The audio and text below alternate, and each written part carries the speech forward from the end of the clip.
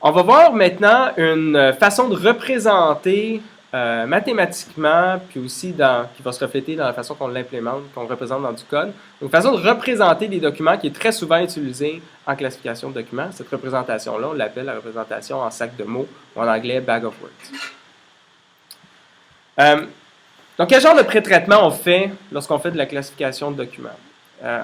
Bon, premièrement, évidemment, il faut identifier les mots. Donc, prendre notre document puis les segmenter en une liste pour produire une liste de mots. Comme d'habitude, on va définir un vocabulaire, possiblement en gardant les mots les plus fréquents. Puis les mots qui appartiennent pas au vocabulaire, on va les remplacer par la balise unknown. Ou ça pourrait être OV à la place, selon le choix qu'on fait. Puis une fois qu'on a donc converti notre document en cette liste de mots-là, dont certains vont avoir été remplacés par cette balise-là, cette liste de mots-là, souvent, on va la représenter dans une représentation qu'on appelle en sac de mots, qui va être une représentation vectorielle. Donc, la représentation en sac de mots, ça va être un vecteur, x, et ce vecteur-là, la jème dimension, xj, va correspondre à la fréquence du jème mot dans mon vocabulaire dans ce document-là. Donc, pour un document, sa représentation en sac de mots x, c'est un vecteur. Chaque dimension est associée à un mot différent du vocabulaire, puis je vais supposer que j'ai ordonné les mots dans mon vocabulaire dans un certain ordre, ce qui fait que je peux parler du jème mot du vocabulaire. Puis xj, ça va être simplement le nombre de fois que ce jème mot-là dans le vocabulaire est trouvé dans le document. Okay. Donc là, clairement, on voit que l'ordre des mots est perdu dans cette représentation-là. Parce que là, tout ce qu'on a, c'est le nombre de fois qui est présent, peu importe où ce qu'il est dans le document.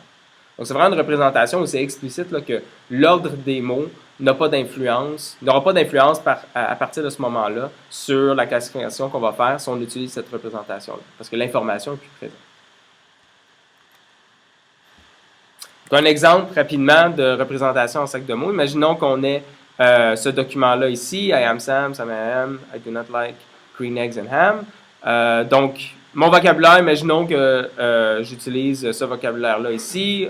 Donc, la balise unknown, I am Sam, point, do not green end.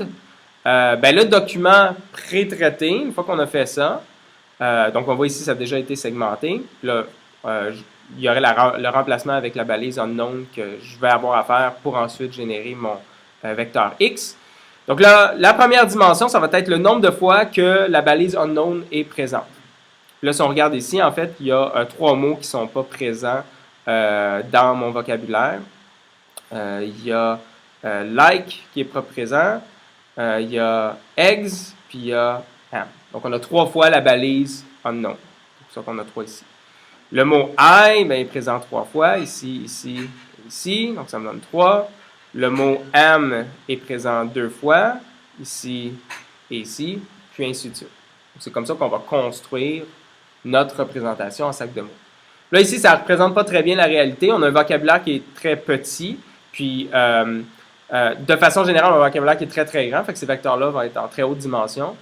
Et en plus, la plupart du temps, dans un document donné, il va y avoir plusieurs des mots qui ne seront pas présents. Fait que, typiquement, on va souvent avoir beaucoup d'entrées, beaucoup de dimensions qui vont être exactement à 0.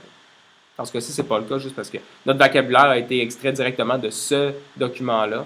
Et à ce moment-là, ça a fait que tous les mots étaient présents au moins une fois. C'est possible donc de prendre le modèle bayésien naïf multinomial, puis d'écrire la log probabilité de document et d'une classe selon une notation qui exploite directement cette représentation-là. Cette représentation-là en sac de mots avec les X.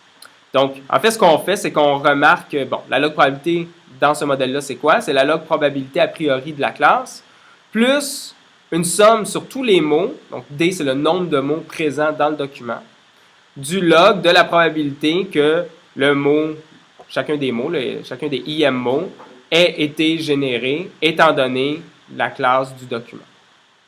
Là, maintenant, on se rappelle que dans le modèle naïf, modèle bayésien naïf multinomial, la distribution du IMO, donc la variable aléatoire dans mon modèle graphique, dans mon réseau bayésien, pour le IMO, va avoir une distribution qui est exactement la même, peu importe sa position, donc peu importe la valeur de I.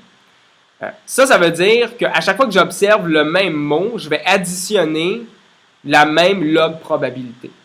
Donc, je peux réécrire toute cette somme-là ici, à la place comme une somme sur tous les mots du vocabulaire, de j est égal à 1 jusqu'à la taille du vocabulaire, de le nombre de fois que le JMO est présent, c'est-à-dire XJ, fois la log probabilité du JMO du vocabulaire, que je note VJ. Okay? Donc ça, c'est une notation équivalente à la notation qu'on a juste en haut. J'ai juste remplacé cette somme-là sur les mots dans le document par une somme sur les mots dans le vocabulaire.